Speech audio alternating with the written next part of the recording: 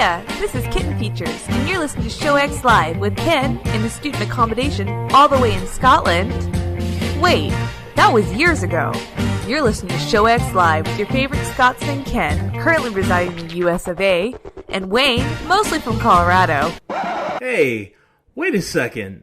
I'm on the show too, and I don't get any billing at all? Well, I know how to solve this. Soldater, Fremad, March!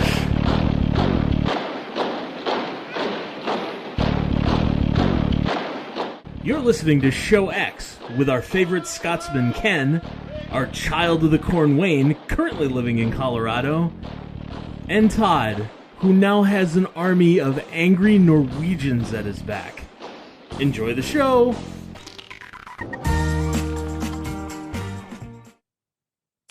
Hey everybody, and welcome to the show. You're listening live, watching us here on Twitch, YouTube, Facebook. I think those are the primary places you can find us live right now. All over the webs at 2 p.m. Eastern, 7 p.m. GMT this Sunday, the 25th of April, 2021. Big happy birthday to my sister yesterday, as well as a happy anniversary to one of my friends as well. But we're coming at you today. We're going to be talking a little bit of video games, but first we're going to do a little bit of show and tell and catch you up on some of what we've been up to. I know that Todd has something to share, and of course I've got geekery that started, so I'm going to share a little bit of mine as well. And then we're going to be talking about some of these future video games that we have been tracking on, kind of a catching up as we're a few months into the year as to what we can't wait to play. What's on our radar, what's coming up, what we've seen, any new trailers and stuff that we've caught that we're like, ooh, ooh, ooh, or games that may even be coming out in the very near future. So that is our agenda for today, and let's go ahead and get things kicked off. Todd, you said you wanted to give us some show and tell up front. Ooh, yes. So, as you may know, I spent my 2021 personal development budget on computer parts for rebuilding the monstrosity here directly to my right that's sitting on the floor. And the first set has come in. So, I present to you the Ryzen 5 5600X processor. Fantastic. Very nice. It is going to go in the Big Daddy, the Republic of Gamers X570F gaming motherboard. I do like the ROG motherboards a lot. I'm running one as well. I've actually got a Strix. Yeah, Linus Tech Tips was super hardcore into these, and I did not think about it at the time that I bought the RAM. This only has 4 RAM slots. Oh, so I am going to be filling them all. Hey, that just means you're already done. Yeah, that's right. I am already done. And for storage, I have the Evo 970 Plus. Nice. 1 terabyte. Ooh, wow. For nice. For an operating system drive. Yep. I'm still of like the mindset of like 5 years ago where like a 128 gigabyte SSD is still impressive to me. Yeah. Oh, geez. And a 2 terabyte. Oh my Evo god. 970 Plus as the gaming and applications drive. Yes. So I mean, it's funny because that is the modern setup, and the fact that you can get away without actually having platter drives or even just external full SSD. I say full, like 2.5-inch height SSDs, and get more than enough storage for a legit desktop. Yeah, it's crazy. It's so amazing. There's going to be so much open space in this case, right? Like I could conceivably. I can either wipe the hard drives that are in here because I got an SSD and a spinning plate that are in here. I could either just wipe those and have them as even more storage, right? That's what I do. Or I can just not use them, right? Both of those options are on the table. I always say that I put one of the old drives in as like the storage drive, where you put like photos, where you put like the files you like your download directory, because I would much rather use a splitting platter drive for download directory than an SSD if I could afford it. No, that actually makes a lot of sense, and I will probably end up doing that. So the two parts that need to come in yet are the PC 3600 RAM, 64 Nice. gigs at 4 by 16. No, yeah, so yeah, 4 by 16. And a 1,000 watt power supply are the last two Whoa! are the last two parts that need to come in, and then I'm good to go. Hey, the Oh, you fact must be that getting you excited. I am. It was supposed to. I was supposed to build it over Easter break, right? Because for whatever reason, for being a secular Protestant country, we get 5 days off for Easter, Wow. which I don't understand. So we get Holy Thursday, Good Friday, and then the Monday after Easter as days off, as holidays. So Wow. we have, and so I ended up taking Monday, Tuesday, Wednesday, which pretty much everybody in the country takes those 3 days off as well. So I ended up having like 10 days off over Easter. Oh man. And Yeah. my plan was to tear apart the computer and build it then, because like outside of the Sunday before Easter and Easter Sunday itself, like I had a week to play with. So I could just sort of take my time. I didn't have to worry about it Yep. that much. So on and so on and so on. Obviously that didn't happen because the processor that was promised in January didn't show up until April. And Ugh. and the power supply was delayed too, so that in theory is coming next week. Although I haven't checked to see if it is. So, Good luck. Yeah, fingers crossed, right? The power supply is the one bit that I've been kind of kicking around in my head. Like I have a 650-watt power supply, so I probably get away with it. But the power supply is 10 years old.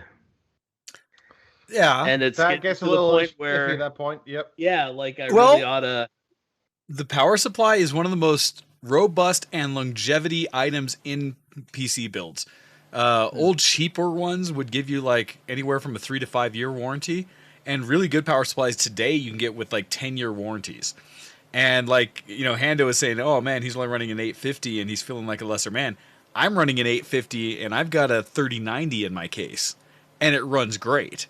And so I was actually advising someone on build just that he's waiting on parts because he's missing the critical video card and he hasn't got a new power supply yet, but he's running a 650 and it's a Corsair RX 650. So I was like, honestly, you're great. Unless you're going to be running a massive new video card or something and overclocking the heck out of it, you don't need more than your 650. Go ahead and get one. But I basically was advising him, but don't wait to build your PC. You've got this whole new processor stuff because he got like an i9 10 series or something, and he's currently on like an i3. And so I was like, build your PC. Don't wait. Build it now. And then when you get those other parts, you'll be able to just slap them in, basically. The hardest thing is you might have to reroute your power supply wires if you get one. But otherwise, I was like, please don't wait. So in the same sense, like, if it gets delayed, you'd be fine. But if you have it coming, then hey. You know, especially if it's shortly. and I wasn't sure. So the couple of things that I was thinking about is, I'm really paranoid about doing the thermal paste on the processor. I've talked about this before on the show. Oh, come on. You watch Linus. He doesn't even try anymore. He just kind of goes, bleh. Yeah. Well, he doesn't even try anymore, but it's my luck that if I were to do it, I would do it like wrong in exactly the right way to like brick the whole thing. Yeah. You don't want so much that it gushes out the edges. Yeah, but you don't want so little that it doesn't actually conduct heat. It's funny. No, that's hilarious. But yeah, and I will caveat, Linus has admitted that his builds that you see him put together and you see him just do that tend not to last more than a week because they pull all the parts apart again to reuse in new other videos because they don't have a new processor every time they build a new PC because they can't get them either. And so they have like the 159 whatever chip or the 2 or 3 and they keep reusing them. So it doesn't matter that they do enough paste for the day. So I do caveat that. Sure. But you and I during the pre-show looked at the looked at the fan, and it looks like the fan's got the thermal paste pre-spread on it already. So all I've got to do is get the processor in and get the fans, or get the cooler snug on top. So in theory, right, as soon as the RAM comes, I put You're the RAM done. in the power. I guess so. The RAM and the power supply are coming together. So I guess it's all going to be like, my biggest problem now is cable routing. Yep. Which honestly you can't do really until you get the power supply. Man, Right. I suck at that. That's like the one thing that I'm just like, even under my desk right now, I've just got cables everywhere. The rest of my room is really tidy, but I just Yeah. can't. I don't know why my mind doesn't work with cables. I No, don't know why. I'm under my slowly getting desk better. Is a total rat's nest. Total rat's nest under my No, desk. I'm slowly getting better. Like it's tough for me, but slowly getting better. I say that I've got a USB 3 hub on my desk here with 7 ports in it, 6 of which are full, and those wires are all going somewhere and other stuff. But yeah, like I'm getting better. Internal to the case, it's not. I admit I'm somewhere between Rat's Nest, just making it work and it's in there, and these beautiful clean builds you see that every wire is like zip tied down perfectly with matching colored things in a way that it just looks like it was meant to be there. I'm somewhere between. But yeah, I'm good about getting just enough out of the way for airflow. And I keep telling myself one of these days I will do it pretty. One of these days. Like whatever the next build after this case, because I may do the Office kind of thing, because all the cool kids have it, so when they're streaming you can see the PC behind them somewhere. So Yeah. I mean, maybe that's what I'm supposed to do. You'll see me, instead of looking at the windows, I'll be looking back at the Office, and you'll see the PC strategically on the desk behind me with RGB and stuff. With So I can be a I was cool gonna kid. say, with all the swag RGB. Right? Maybe I'll be that one day, but until then, I'm like, airflow is what I care about, heat and managing, and that's kind of it. But no, I'm really excited for you to get the build going. Anytime someone's getting new hardware, it's like, hey! So Yep. you'll have to keep us up to date. I look forward to Oh it. yeah, no, that's we'll do show and tell part 2 when the next stuff comes in, and then once it's in and running. I mean, it doesn't. I've been really weird. I'm really worried that I'm going to start this on a Saturday morning, and Sunday afternoon's going to roll around, and it's not going to be done. Right? Yeah. So I've been really kind of paranoid about that. Like, well, I could just tear apart my case on starting on a Saturday morning when I wake up, and it won't be that big a deal because it's just computer parts, and you have the Linus video up on the iPad, and you just follow step by step, and he shows you how to do it, and you just do it. But there's the other part of me that's like, I'm gonna get bogged down in some mundane thing that should be really easy, but because I'm me, it's gonna be this ordeal. And Sunday afternoon's gonna roll around, and it's just like, I can't Still believe no this isn't PC. done yet. I can't be on the show because I can't, because I can't get the PC to work. When Todd's calling on Skype on his phone. Yeah, like, exactly. Hey guys. No. We see you press the on button, and a strange green liquid starts spraying everywhere. Yeah, exactly. Yeah, no, I do understand that. The challenge is like, usually when helping other people build PCs, I can comfortably say I can probably do the PC build in an hour to 2 hours from parts to computer. Like it used to be, I'd say we can go Micro Center to gaming in 4 hours is what I would advertise to people. Go to this thing, buy all your parts, be back building it with you helping, boot and installing a Steam game within 4 hours. And it's pretty legit good. Now, granted, that's no custom water loops or anything silly like that, but that's just all parts doing. And it feel like it's almost easier now because, like you said, at NVMe, you just slide it in, screw it down, done, and you can get There's up not so nearly quick. enough time budget for crying in there, though, Wayne. Thankfully, I rarely have to worry about that. Rarely. Still happens. Every once in a while, I have moments of technology working in my favor, which I try not to jinx, right? Knock on wood, that, because then the opposite happens, and I'm down in my basement all week because my sump pump isn't kicking on automatically like it's supposed to, and my basement's in fear of flooding every, twice a day. And so, then you have things like moments like that. And yeah.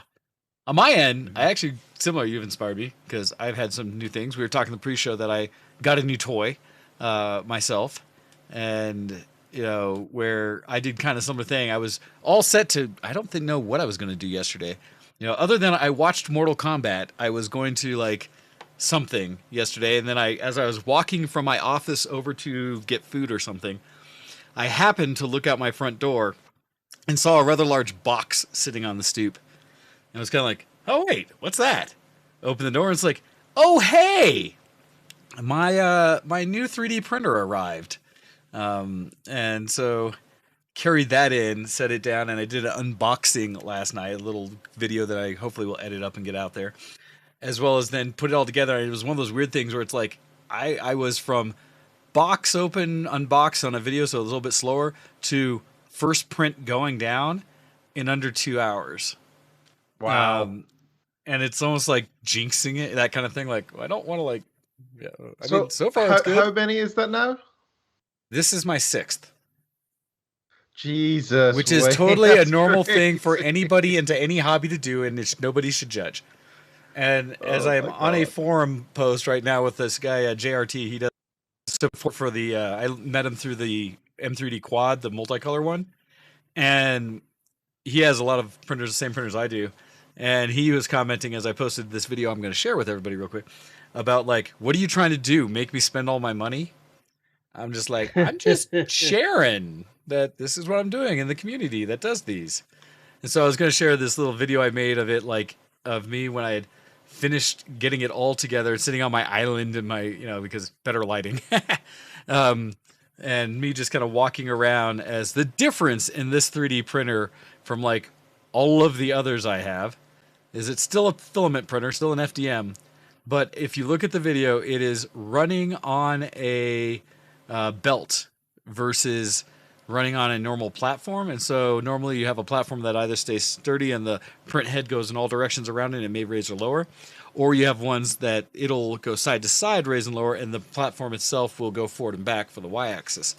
This one, the print head is on the X and Y, and the belt that moves it is the Z-axis.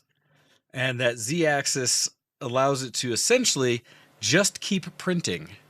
And so that you have essentially an infinite Z-axis as it goes. And for those in the world of printing, what it means is my first test print, I did a couple test prints, and they came out really well. But my first challenge print that's going to come up is I've got a commission for a friend that I was going to do in multiple parts on my other printers for the Auto from the Space Part series, anime or such. And it is now going to be, I'm going to attempt to do it as a single print. And he wanted one that would be big enough to like put up on a shelf. And so I've got one queued that according to the Slicer software is about 520 millimeter print. Pretty hefty print as a single print. And what's nice about it is instead of printing up and getting wobbly, it should just roll off this print bed. So we'll see how it works. But yeah, it's working, which makes me very happy. And I think this one, did I have as a follow-up to it, the first print coming off the bed for everyone, is it like I manually adjusted the Z value to make it roll. And then as I push forward again, you slowly get to see it just like roll off as I'm covering it. Just boink. It's like peels itself right off the bed. And like effortless. I was really surprised like how well that worked. And so I still have to figure it out. I just use kind of the base settings, haven't played with it all. But so yep, I will have more printers in my farm of robots doing things.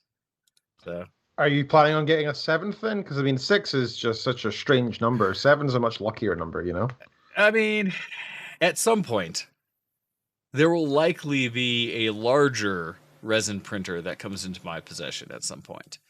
But I am not there yet. And so, but yeah, it was just such a neat adjustment from what I've done in the past. So that's my new toy there. And then The other one that actually I probably could have mentioned before because I've had it for a couple weeks now, and it was just another moment of like silliness. But it's been right in front of everybody, but I was surprised nobody commented on it. Which is this toy right here. I've been chatting on for the last couple weeks. That granted, Wow. I'm the worst because I should have noticed that and completely did not. well, I Yeah, will I admit, didn't notice it at all until you might point out either.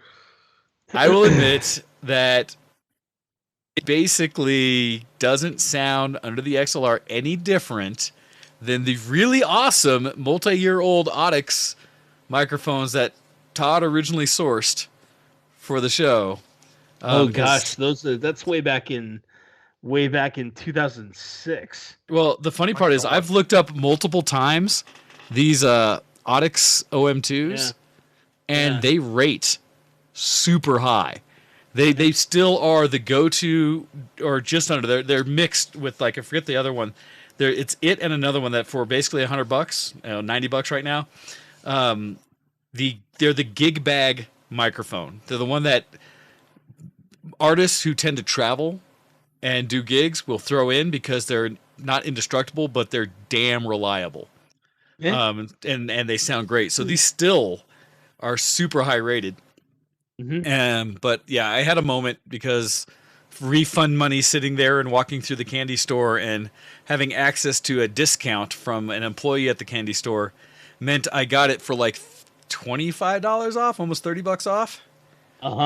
It's like I couldn't afford to like not get it. It's hard to say no. So Hard. You are easily tempted, sir. hard to say no. I disagree, Ken. I have tons of willpower that I exercise on a daily basis to make sure I still have money in my account. Because there are so many toys I would like to own that I keep myself from buying every day. I suppose it's how far down the slippery slope you've gone. You can see further down, I think, than I can. It lends itself to why people always say, like, Wayne, why do you feel you need all of these random things that you have? I was like, because they make me happy. No, it's What not. do you It's not, mean? it's not a question of need. I know, Right? that's the problem. No, well, but hold on. Hold no. on a second. Need right? is If easier we're- to address. If we're only talking about needs, right? If we're only talking about need, do I need new parts for my computer? No. I have a budget that I have to use. So there's a need, and the need is I have to use this budget. So, like, Completely legitimate, yes. like, I'm gonna. And, like, I felt kind of bad because I had, in fact, even asked my boss about it. It's like, so the restrictions on the personal development budget, is that supposed to be like I could do anything with it? And he's like, yep, you can do anything with it.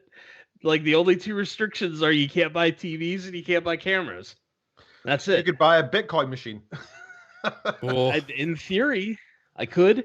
In theory, like, in a couple of years, I'm gonna buy kiddo's first computer. heck yeah. Right? I mean, when the time comes when to introduce the wonderful world of the PC and the internet to my child, there's going to be a computer waiting for them. Is this not the first time you've announced that live? That may be. I was I gonna think that's say, the first time. as you mentioned that, I was just stopping. Like, That's I was just thinking Yeah. that too. I was like, wait, I don't think we've officially talked about the future So, Spawn. now that it's out, let me take a moment to publicly say congratulations from Thanks. all of us here yeah. in the VTW community to yourself and your lovely wife, Thank Todd. you. Congratulations. Thank you. Yeah, everybody got a little baby girl on the way. So Woohoo! woo. That- She's going to be in the world sometime in August, very likely. And yeah, it's very, very exciting. I'm going to hopefully she will inherit or be brought into the love both my wife and I have of video games. I will do my very best to influence her to not be a console peasant, PCMR, and hopefully that turns into a thing. So, Our biggest congratulations, sir. thanks. Yes. That was a kind of a childish one of a celebration right there. I think it's absolutely appropriate. It technically is. I mean, it's not technically the correct word, I guess. Yeah. Yes. The other words that were used in my general direction were things like "took you long enough." Oh, that sounds like the family influence. Yeah, that's definitely my favorite. Nice. Oh no, definitely congrats. Thanks. But yeah, no, I mean, yes, as you're saying, there's a difference between need and want and the ability to just do things with. And admittedly, I always say wants tend to cost people more than needs. Okay, are you fed? You don't look I am like you're stuck. fed. What are you trying Are to say? you housed? Is there a roof over your head that the roof doesn't leak much in the important areas? Right? Right. In all of those things, I would say yes. Okay. The leftover money you have is yours? Right? What? I know. Oh, Crazy. so do with it as you see fit and do what makes you happy. Oh, and That's all absolutely. I'm saying. Absolutely. No, I'm mostly joking, but yes, no, absolutely the case. I mostly joke about it because people see kind of the ridiculousness I have, and I often tell them, don't be me, because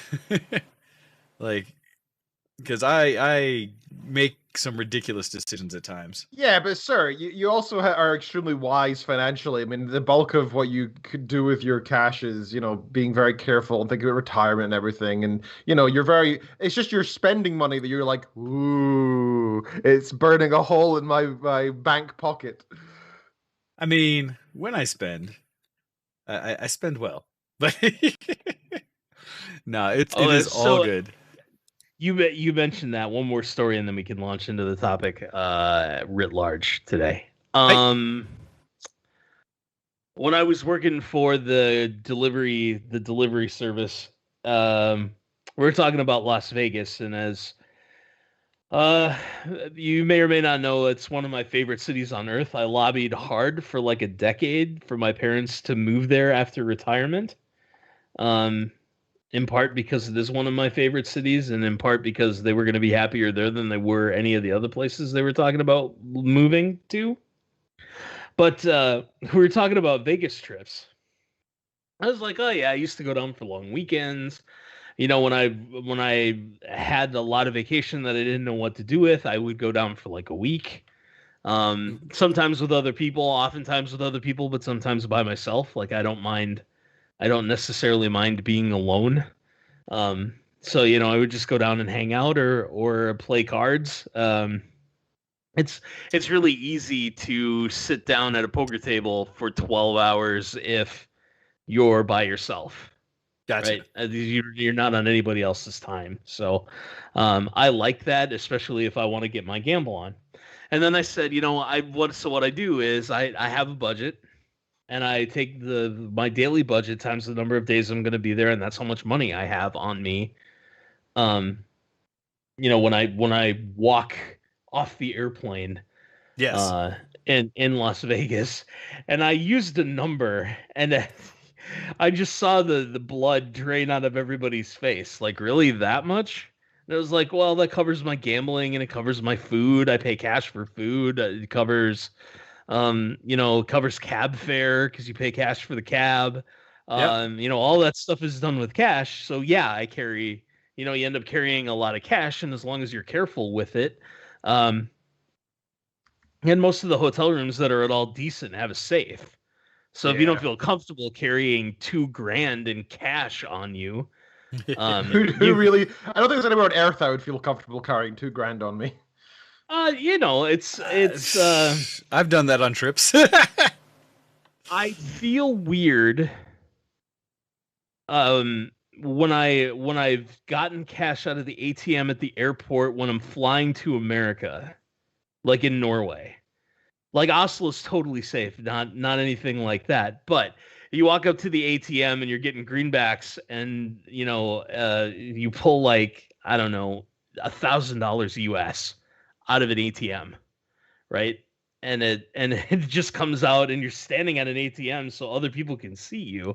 You just pull this wad of $50 bills out and tuck it in your wallet or whatever, and put it away and walk off. And that's made me feel a little uncomfortable. But if people don't know that I have $1,500 in cash on me when I'm getting on an airplane, like at Denver, if I got on the plane at DIA and was going to Vegas, carrying $1,500 in cash in my pocket didn't really bug me that much. Man, I went to Quality Dairy yesterday to take out $40 to go to the farmer's market and buy some eggs and stuff because I love to buy local and fresh. And I felt so freaking nervous walking around knowing that people just saw me took $40 out. But I don't know. It's just like people seem to pay attention more, and I'm like, okay, I don't. And when you're, it's not necessarily an area I know. I just go somewhere nearby to go to the farmer's market. So I don't know what areas like crime rate wise. I don't want to. And who knows? It's only $40 for me. I mean, it's just a bit of spending money and a bit of fun, and I get to get some fresher food. It's literally just fun money, right? If I lost that, it would not at all really affect me. It'd be like, oh, that's a shame, right? Yeah. But to somebody else, that could be life or death, or getting drugs or not, right? Or whatever. Like, they may see it as an imperative to get that. So that's why I'm nervous carrying that around, because it may not mean much to me. It mean a lot to somebody else. No, absolutely. No, yeah, I totally get it. Totally get it. Well, hopefully, though, it's funny because it depends what I've done. Because admittedly, I've gone to like a car auction and where you have to buy cash, right? And so you do that, and it's like, well, I gotta have $1,500 or $2,000 or whatever I'm gonna willingly spend on a car on me in cash. But I do understand because I don't often do it. And so it's still even then a little bit different for me when I go about, where I'm like, oh boy, I'm doing the thing today. I'm aware of it.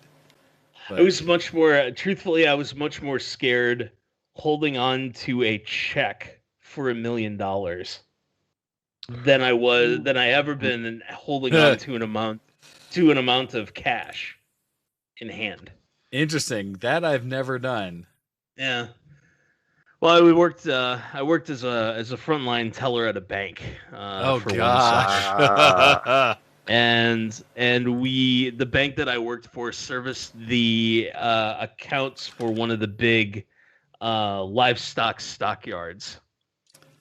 And so they were doing buying and selling of large amounts of cattle at any one time. And so, they came in with that starts to make sense. They came in with a check, and I started counting zeros, and I got to 8 plus the decimal point, and it was like, oh, that's a lot. That's the most cash I've ever seen, excluding when you go through an airport and they've got a big stack or something just behind glass. That doesn't count, right? The most cash I've actually seen was similarly. My mom worked in the bank. She retired a few months ago, and she was a manager. And I remember when I was a kid, I used to sometimes just go over there for a couple hours at lunchtime and hang out. And I got to go in the back and stuff. She's like, "Do you want to see the vault one day?" I was like, "Yeah."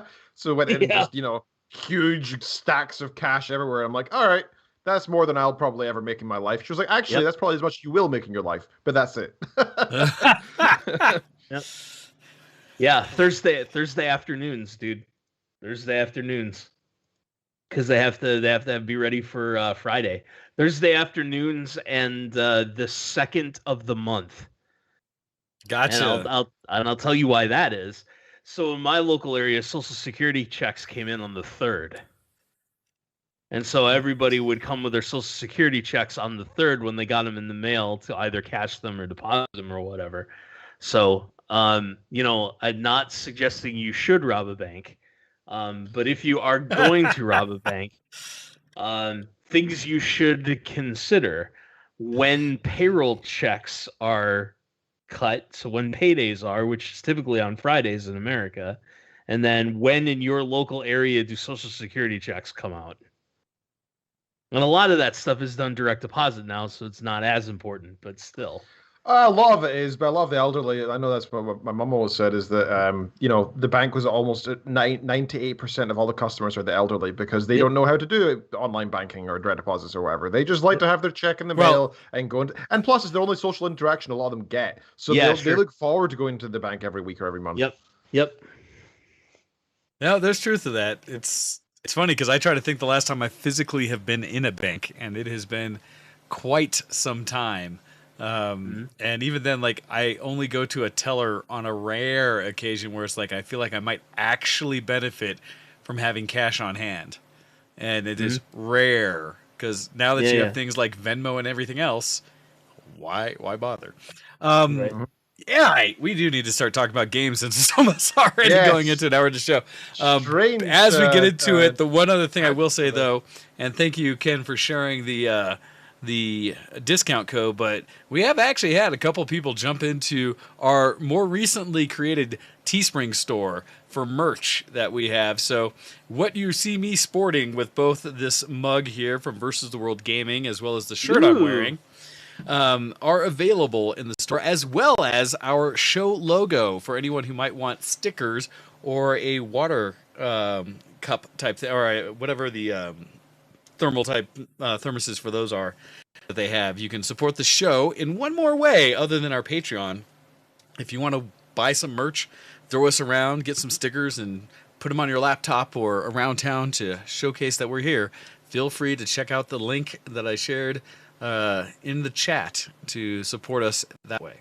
All right, we are going to start talking about some video games. And if you guys would like to join in, please email us in at vtwshowx@gmail.com and share with some of the things, because we probably will miss some of the ones that you are likely into.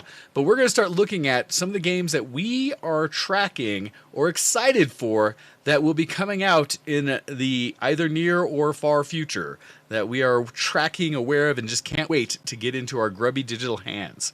So, to kick things off, I admittedly, I might be the outlier here, only have a couple titles that I'm really following. And that's mostly because, I don't know, a lot of the games I've seen seem to be console game stuff that I'm just not into, or they're just a lot of genres that are not my big thing. But one of the ones I am looking forward to, and it's mostly because, for me, I've never, I've said it multiple times, that I've never played the Mass Effect games, even though I own all three, or the three main ones, right? And every time you say it, it makes me just like, so mad. And with that in mind, one of the things that's happening, right, is the new remastered version or Legendary Effect version, whatever, is coming out. And this one is going to be updated graphics. They've cleaned up some of the pacing and gameplay elements and things like that. And so basically what they did is they took the first two games, I think, and remastered them into the third game's engine and then updated it in a lot of ways. And so for me, partially because it's coming out, I believe, next month, I am tracking and looking forward to Mass Effect Legendary Edition, in that I'm using it as maybe shiny graphics will finally get me to set aside some time to sit down and play it as though it's a new game. And so that is one of my hopes that I'm looking forward to and checking out here. One that's been around for a while and people are aware of. It's not like it's a new game, but this edition of it is something I'm looking out for. So that's what I was going to kick things off with myself. That's a good shout, because I recently played Andromeda for the first time and Mass Effect 3 again. I think in the past 6 months I played them both, and I had the best time. Even though Andromeda had so much, crap thrown around in the media because of the character models and being kind of slightly more cartoony. Honestly, it felt like a Mass Effect game to me. I mean, yeah, it was very samey. But the story was pretty interesting, and I love the concept of cryo freezing and travel. Right? They basically went to the Andromeda Galaxy, which is so far away that they needed. Basically, it was something like 5,000 years in the future that they arrived. So all of the Mass Effect lore is 5,000 years in the past, which is fascinating. I think it's such an interesting idea that everything we knew at that point is just either dead or gone or or whatever, just out of scope. And that means that they're so free to just do what they want and explore a completely different set of lore without interacting with what exists. I love that concept. It makes a bubble of lore that doesn't need to touch the rest of the entire universe, technology, culture, all that sort of stuff, and that was really cool. Nice. So, and Mass Effect 1 and 2 had a huge impression on my formative years as a teenager. I really enjoyed the ethical choices you can make in the game. I love the personality choices. I love the multi-choice gameplay you can have, so you can go sort of tech tree, or you can go more combat or more bio, and each of them are all they're all used in combat, but they also have different uses in conversations and such. And I loved all that stuff. It was it's such a good series of games. And so I while I wish they were working on a new one, I'm also perfectly content to go back and replay them all in beautiful HD 4K. Nice. It's like, and again, I've heard essentially nothing but great things as a whole about the series, and so it's one that I've multiple times felt like I need to get off my butt and finally experience. So that's one of mine. How about to you, Todd? What is one of the games you've been tracking, or something that's new coming out that you want to see? I'm such a dirty cheater. I am, because I just realized that both of mine are expansions. Okay, that is cheating. It really is. It really is. I am a dirty cheater. But the first one on my list is Europa Universalis 4 Leviathan. Nobody is surprised. Nobody in the whole world is surprised. It shouldn't be. More. And I love the way that Paradox has decided to maintain this game, where they'll take a section of the world and focus on it. So the last patch, the 1.30 patch and expansion, the expansion was called Emperor. The patch was called 1.30 Austria, and it dealt with Central Europe. So what is modern day Germany? What was the Holy Roman Empire 600 years ago? The imperial mechanics got a revamp, and Catholicism, the Catholic mechanics, all got a revamp. They made the Pope significantly more playable as the Papal States as a country, and it was just really good. It was really good for Europe. So this time with 1.31 and the Leviathan expansion, they're focusing on Southeast Asia. Oh, nice. Southeast Asia, Australia, and the Americas. So one of the things about playing in the Americas, it used to be, is that you start way, way, way, way, way behind in technology, which is true to real life. Then the Europeans show up, and if you're really, really lucky, you can do this thing called reforming your society. And depending on which European is bordering you, you reform your society based off of them.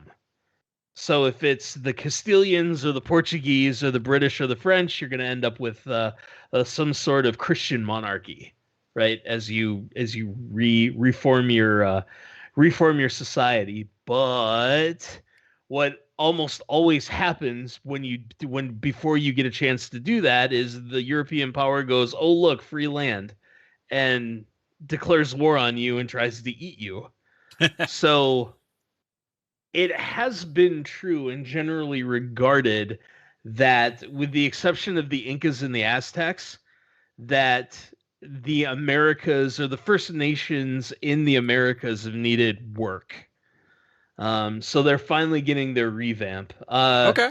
Southeast Asia has also needed a revamp too. So a whole bunch of countries. Let me see. Yeah, Brunei, Champa, Cherokee, Dakota, Iroquois, Lanzhang, Khmer, Madhya Pahit, Navajo, Palembang, Pegu, Powhatan, Pueblo, Siamese, Shan states, Sunda, Tondo, and Vietnamese missions. So one of the things you get in EU4 is every country gets, most countries get a country-specific mission tree. And some of the lesser played or smaller countries don't get one. Now they've started fixing that, and they did it in Europe first, and now they're doing it in Southeast Asia. Okay. So it's just a whole bunch.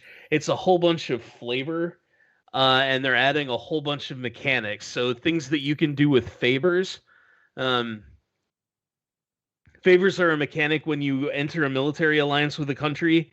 You gain favors over time depending on your relative strength, your strength relative to the person you're allied to. And then you can use those favors to have the country that you're allied with join you in a war, right? But those favors build up, and if you're not warmongering, they just sit there and they're not very useful. So they're going to give you new things to do with favors. There are going to be options when you enter a regency. So if you die and your heir's not old enough yet, and you're the queen or the king, I guess, if you're female head, and you end up going into a regency, the regency is going to have, there's going to be regency mechanics. Colonial nations are going to get a bunch of revamped stuff. Stealing development from an enemy as its own war goal, which is kind of cool, or a peace demand. So you can take development from the capital of your enemy and deliver it to yourself, like just stealing resources. And it just the Totemist religion is getting a revamp, and yeah, it's just more.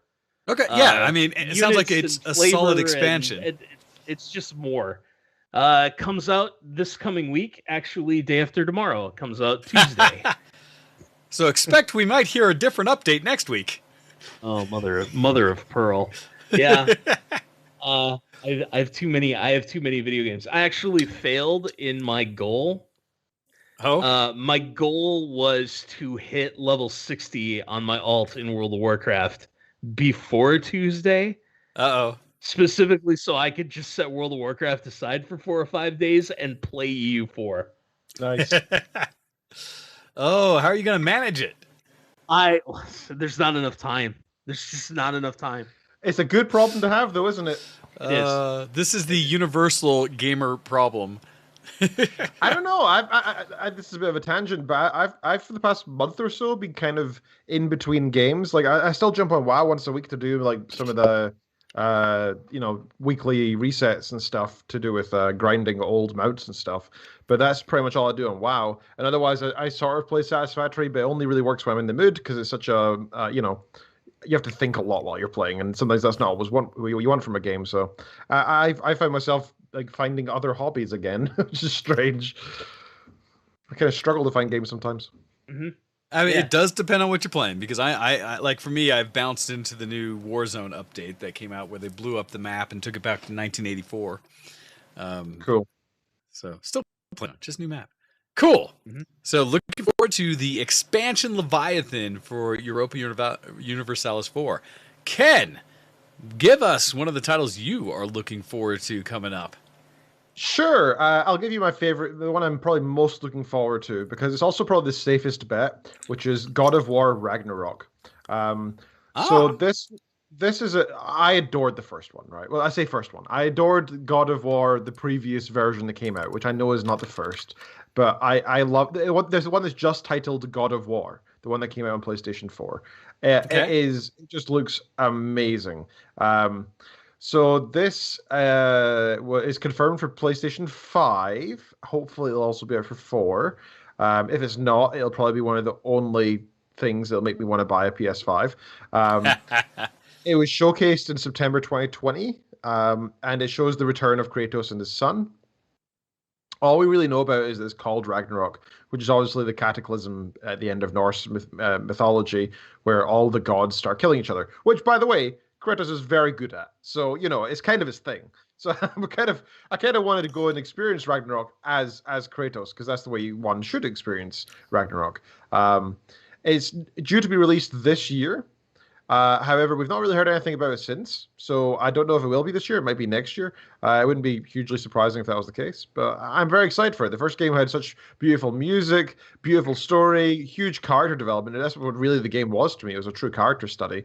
The gameplay was fun, if a little bit repetitive, in terms of combat, and the characters were really interesting and full of depth and lore. Really fantastic game, and I really look forward to this sequel.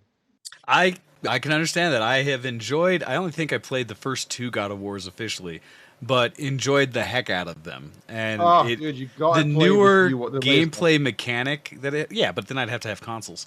The newer gameplay mechanic that it had at the time of kind of this action combat-y thing was pretty darn cool. And I definitely have heard great things about the most recent full God of War title. That all the memes, let alone about Kratos being, Daddy Kratos and such. But I've always thought it was cool, and I enjoyed the puzzles and just the action of it and the over-the-top kind of main villains and things like that around. I really did like God of War, so I can see that one. That does look really cool. So cool. I appreciate that one and looking forward to it as well. And it looks like I'm playing for everybody a trailer that came out for it in February for it. So looks like you're playing. That looks like the Wrath of the Lich King. Yeah, trailer. that was definitely Wrath of the Lich King. Then maybe people did the thing where they like mixed stuff together, because they'll do that. They'll do that. They'll mix stuff and be like, "Oh, it's totally this game." Has not come out. I mean, it doesn't. I mean, it doesn't mean that. It doesn't mean that they didn't steal a scene, right? I mean, Game of Thrones did that. Oh yeah, right. No, there's no reason why the Night King had to resurrect a dragon. except for the fact that resurrected undead dragons look really effing cool. Fair. Yep. Welcome, right, yeah. Welcome to 2009. Well, it's not just the concept they stole, but if you actually look at the side-by-side video, they actually followed it almost piece by piece. It's kind of fascinating. There's a few YouTube videos with them just next to each other, and you can really see how similar they are. No, I mean, it's when it comes to awesome moments, like that's one of them, right? I bag on Wrath of the Burger King all the time, but the cinematics, dude. Okay, I'll stop right there. Everything that they have ever done cinematically, like it is a sin that Blizzard Cinematic has not created their own movies. Yes. Just as a general, that is a straight sin against all gamers, geeks, whatever, because the quality of their trailers have always been beyond top notch. So yeah. But anyhow, so to continue on before we get into the break, my next one, and this is one where I wasn't really following. I had heard about, and I went and looked up again because some other people mentioned it.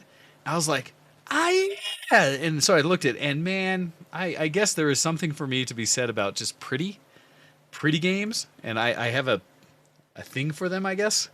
This is nothing new for anyone who knows me, but the game Biomutant, which I'm not quite sure what the real gameplay of it is. It looks to me like kind of a fanciful, almost in the realm of the kind of gameplay you got from Breath of the Wild, but not cel shaded, but kind of big open world. But very fanciful with like the character design and what you're doing in it. And in a way, I'm kind of drawn to how colorful it all looks, as well as just the action and kind of the fighting in it and such. It just looks to me like this modern adventure game where you're going out into the world doing big things. And what's really enticing to me is just that it looks like it's going to have a lot of new, or things that maybe we haven't seen before, or in a way that we haven't seen. And so I'm excited for what this game could be, not knowing a ton about it. And so just because I see elements of it, of just like this big world and adventure you're following. And again, it looks like so many of the kind of adventure games I've enjoyed, I guess is what I would say. And so this is one that I'm looking forward to. And I haven't checked to see when it's supposed to be announced yet or not, but I've heard a lot of other good things. And as I'm watching it, I'm like, I have yet to see anything about it I don't like. And so this is I one can't that say I've I'm heard kinda anything curious. about this, to be honest, but it does look very pretty, and you're certainly right about the high saturation. It's very colorful. Oh, it's colorful. It's got almost like steampunkish elements or the technology being used, and yet some levels. Oh, so coming next month. So that's another one that I've been kind of just keeping track of, thinking that could be really cool. Mhm. As one, and again, I don't know much about it, but it just looks neat. Looks neat. So, all right, Todd, I think we can get another one from you before we take a break here. Are you sure? Actually, yeah, we can. I'm gonna cheat again, and we give you one from the Mistress of Giggles because she wanted to add two. This one's for looks like PS4 and PS5. It's called Stray. Oh, Oh, I've got this on my list. Yep, I know this one. And it's a little indie dev title about a cat running a stray cat running yes, around in a yes. little cyberpunky universe, and there's going to be a story to uncover, and there's going to be some running around and shenanigans with robots apparently, or a droid. This is one And I forget where it came out. I forget where we first saw the trailer for it, but I know we've talked about it a little It was bit in the past. PlayStation 5 announcement trailer. I believe. Oh, the announcements of it, yeah, because it just looks pretty, I guess, in a way, but also like you're playing a cat, right? yeah. And it's one of those weird ones because playing a cat, but in a world that looks like it's all robots. Mm-hmm. Right? And it's got all this Yep. stuff about, like, even in the trailer, it says, like, rip humans and such. And so it's kind of like, I'm really curious to say what kind of world exists where all we see from an organic perspective essentially is a cat. Yeah. Let alone just the gameplay mechanics of, you have to be able to jump on crazy things. And if they don't give you a mechanic in there to knock things off a shelf, then it's not even a cat no game. kidding, right? Yeah, like there's got to be this whole idea of knocking things off a shelf to distract people, and just getting away from bad guys by like crawling underneath furniture, and yeah, there's got to be all that kind of stuff. They say it can't be a cat game without at least that, if not like hairball mechanics. So yeah, right. I say this, I have two cats sitting here in the office with me, because I love me some cats. But that is, I forgot about Stray. Actually, you put another one on my list because I had forgot about Stray. So I appreciate that one. Having actually watched the trailer and the gameplay footage, I will probably try it. Well, it's coming out for PS4, PS5, and Windows. Did it say Windows? Because the initial one, it said console exclusive. It says Windows. Always makes me go like, oh, you're going to make me mad here. So thank you for finding that. I don't know if you saw the news this week, but this is very big news for Windows gamers out there, most of us.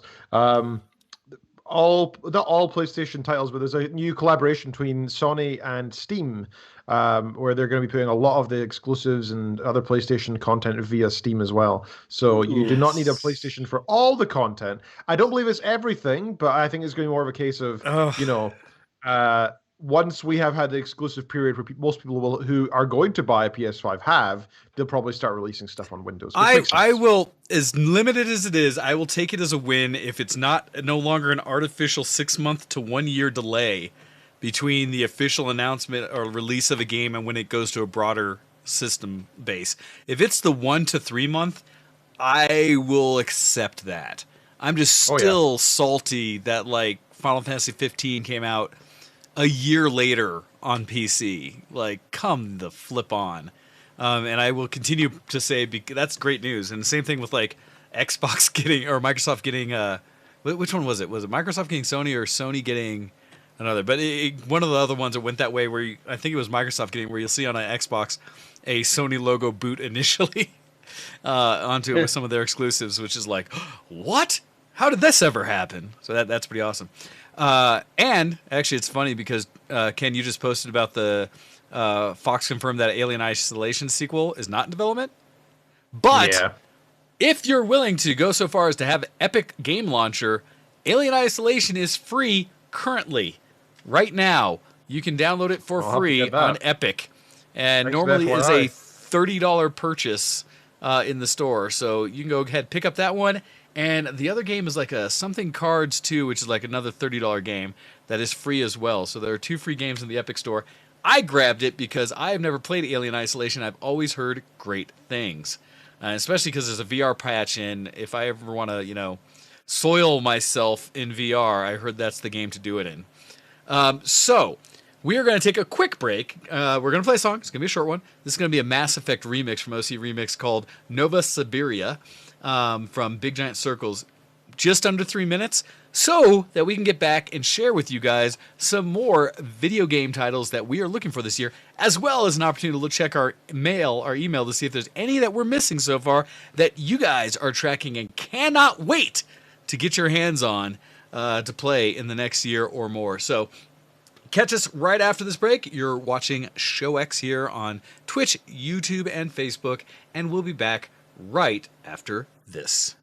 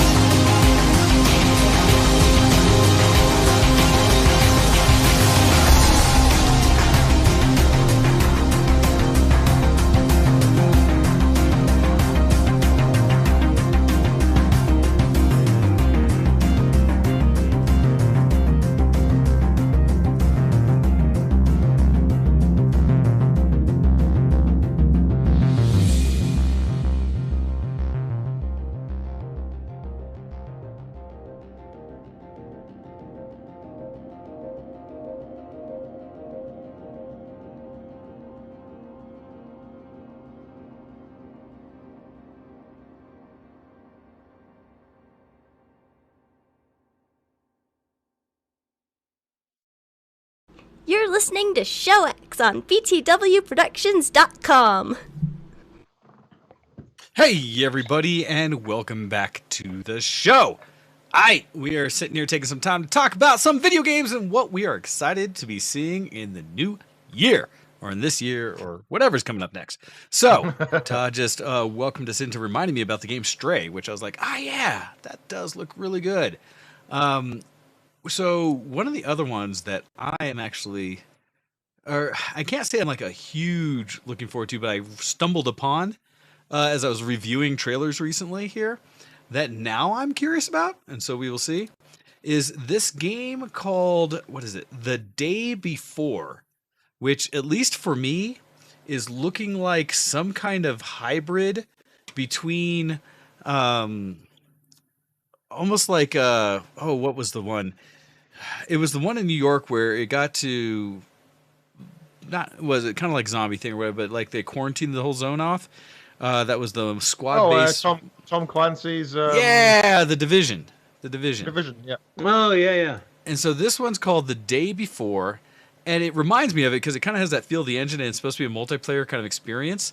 And they present it in a way that it looked a little bit open world, but I don't think it truly is. I think it's more like sectioned areas that you go through.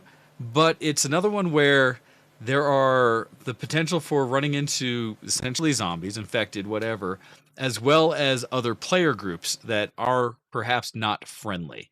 And so that by itself looks good, but I look at the engine of it and how like the graphics of it, and they have this gameplay where it's actually driving around and stuff a bit. That by itself, for me, looks pretty. And they showed some weather effects and stuff that all reminded me of Tom Clancy's The Division. And so I enjoyed that game and the squad-based thing. Now, I do have a challenge. When I was watching, like, I think one of the most recent gameplay trailers or something, it's always funny to me because in the exact same way that The Division did it, there was this, like, what do I want to call it? Almost like they tried to show how people would actually play the game, and having them talk about what they were experiencing and saying like, hey, I'm going to go do this. And hey, and so they first showed it like going into a town and the vehicle's running out of gas. It's like, and one of the players in like a two-man party is like, oh man, looks like we're running out of gas. Really? At this time? Yep. I guess we'll have to stop here. Let's go check out to see if we can find some gas. And I'm just like, no, that is not how gamers talk. That is how you script what is supposed to be like a movie trailer type thing for a story, and how you would expect characters in a game to talk. Yep. Not at all how gamers talk. So it's just such a silly disconnect for me. Where I'm like, man, this stupid game is so buggy. Hello, fellow NPC. It seems we have run out of gasoline. Perhaps we should stop in this area and find more gasoline. It was kind of silly in that effect where I was just like, really? Why are you guys trying so hard to make this seem like more than it needs to be? But it does have some really cool looking mechanics in it where I've realized I'm not truly into massive multiplayer open world environments and stuff like that. But I do like multiplayer and ones where you're more like objective based versus just picking up quests. And so this one looks kind of cool, and it's got some of that level of get out there and search everywhere for supplies and things like that. It's got zombies, which are AI, so you got the whole traditional kill whatever comes at you, and yet it also sounds like it's got kind of what The Division did with the multiplayer aspect of it. So that I feel like could be interesting. And it looks pretty. It looks pretty. So that's I love what I'm tracking. Games, and there aren't enough that are good out there. So best of luck to it. I didn't really like The Division because I felt it was too simplistic. I played like for half an hour and I was like, I'm bored, and jumped out. My problem with The Division was the way the multiplayer worked on it. I didn't like so many games where you have a leveling up mechanic, and thus when people get disproportionate levels and how they blend them and stuff like that, I just didn't feel like that ever worked right. But I like the world of it, right? And I felt like they got really close to a game I would really love. They like the feel of it, the atmosphere was great, and it's just like it didn't quite click. And so, there's a big discussion that needs to be had, and it's probably 10 or 12 years in coming. But we really need to have the serious discussion about forced grouping in these games. Right? Because as a rule, no one does it.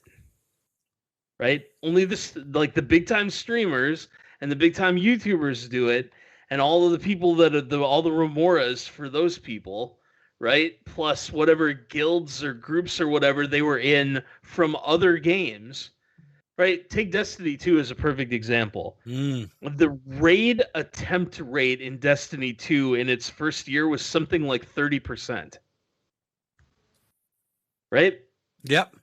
If only 30% of your player base is doing content and that's your focus, you have a problem. Right? And the way the way Blizzard decided to solve that with World of Warcraft is just to force everybody into the Raider peg, right? On the Fisher Price toolbox. It's like okay, we got the round peg. We're gonna put it in the square hole. Dunk, dunk, dunk. Yep, everyone's a Raider now. And it's just like, there are some number of people who don't want to be, and it cheapens the experience for the people who want to be on the cutting edge. Like, I don't begrudge anybody. I don't begrudge anybody who does AQ40 today. That they're gonna have way, way, way better gear than me. I don't begrudge them that. I'm not gonna be one of those people. I've watched a couple and it looks interesting enough, but I don't care enough. So I don't know. It's a big conversation. We have to have it. It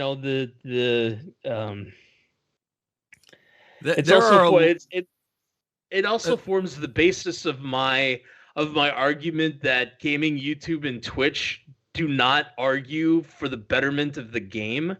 They argue for game design for the betterment of their channels. That's very true, because in the end, these are companies, these are private corporations that want to make money, and the easiest way for them to do that is through the free advertising medium that is Twitch. Yep. So, I'm not saying it's right. I'm not saying I like it. I'm just saying that's what the way the reality is. Yeah. Yeah. Well, and we also have to square with the fact that rating hasn't been an arbiter of player skills since the popularity of YouTube, right? Which is like 2009. Yes. Yeah, since you could basically turn around and just follow the guide.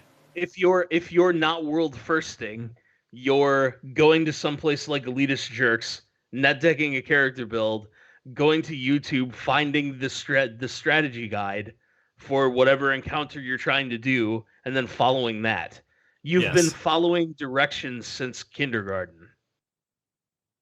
So it's just not, which, by the way, tells you how bad the player base is, because 50% of the player base can't do that. Anyway. Yep, no, I got you. Rants mid-show. All right. No, but it's important, right? We're going to get another one of these open world games that's just like The Division, and The Division was great up until the point that you had to do forced grouping to progress. I loved The Division. I got in with a group of people that played at the same time I played because I didn't have a job, and we even did the end game forced group content. It was fun enough, but at some point it's just like, why am I doing this?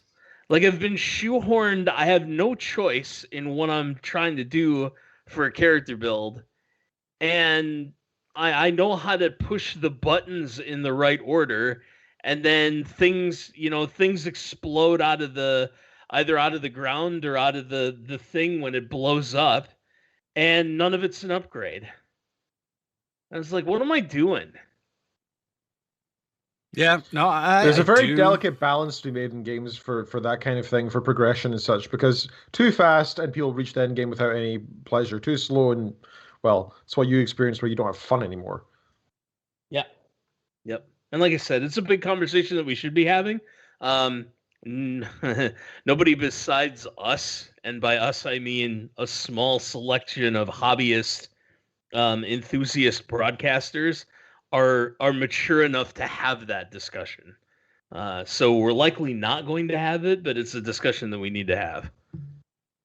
Anyway, sorry. Anyhow, yeah. No, well, and that there is something to it, because like a lot of the games that are not on my list are games that have mechanics that I just realize are not my thing to go to. It's why you won't see a single MMO on my list. Ken, what's another game that you have caught on to that you're seeing as a potential, like, this could be the exciting thing? Well, for me, it'd be Far Cry 6, because I absolutely adored Far Cry 5, and I've been kind of tempted to go back and play it again soon. Because it's so beautiful. I've recently learned the intro music, the main theme, Now That the World Is Ending, I think it's called. I recently learned that on guitar as well. I love that song. It's so pretty. Nice. But Far Cry 5, unlike the previous Far Cry, in my opinion, was absolutely amazing. It was so much fun. Similar stuff that I can always go on about why a game is good, which is that, interesting characters, interesting world, great graphics, great music, all the stuff. It ticks all the boxes for me. And if they follow that rather than what they did with Far Cry 3, which was just kind of irritating, and the malaria pills you have to take and all that stuff, if they continued in the same vein as they did with 5, and not what they did with Primal either, which I felt was surprisingly dull, because I thought it'd be really fun to have, mammoths and stuff in the game, but it actually made it kind of just, it's like Far Cry 5, but with none of the fun parts. So if they could do a proper continuation from 5 into 6, I'd be very, very happy. And that's supposed to come out this year. So here's hoping that is indeed a continuation from number 5. Nice. Okay. I can see that. It's one that I saw some people talk about, and I think part of the challenge is I loved the first 2 Far Cries, and then I started playing whichever the one with the malaria pills was, and it kind of backed me off of it a bit, where I was like, I don't love this. In fact, I heard a lot of people enjoying it better when they put the hack in to get rid of the malaria effect as a whole, to take that mechanic out of the play. And they're like, this is a much better game. And from that, I just didn't continue on, essentially. So yeah, no, that is. And unfortunately, it looks like I broke my browser, so I can't throw back into another trailer that I was going to. Silly. Did you ever play Far Cry, Todd? No, I've never touched a Far Cry game. Really? Even back I to just the old never. ones? I never made it. I never made it there, and it's super fun. It's like a sensible version of Just Cause. So it's not quite so ridiculous, but you're still doing some crazy stuff. Lots of fun vehicles, lots of great RPG elements in terms of not actually role playing, but in terms of the leveling up system and such, and getting new interesting weapons. The story's great as well, and you spend a lot of time just hunting down animals and trying to upgrade your gear and stuff. And I love all that. I really enjoy it. Cool, very cool. It's also gorgeous, by the way. It looks. Yeah. It's it looks gorgeous. Like the next time there's a Steam sale, if I've got extra scratch lying around, I should probably pick Far Cry 5 up or something like that. I actually heard some good things about 5 to a degree. So yeah, we do have. I'm looking through the chat, and thank you guys for sharing. I'm going to give Hando a shout, because he threw in there that one of the ones he is looking forward to he's got 2. He's got Starbase and Kerbal Space Program 2. And you can see a theme with Hando, can't you? Yeah, right. I can't speak to the specifics of Starbase other than showcase some of the trailers of it, but both, I think, fall into the category of Factorio and all these other games of builder-style games. Those seem to be one of the style of games that Hando is a big fan of, and jumps into a bunch. And this one looks like one of those ones where it has a lot of levels of creativity through it, and almost like being able to put together multiple pieces of things to build up and create whatever you will. And so it does look interesting. But admittedly, I don't know really much anything about.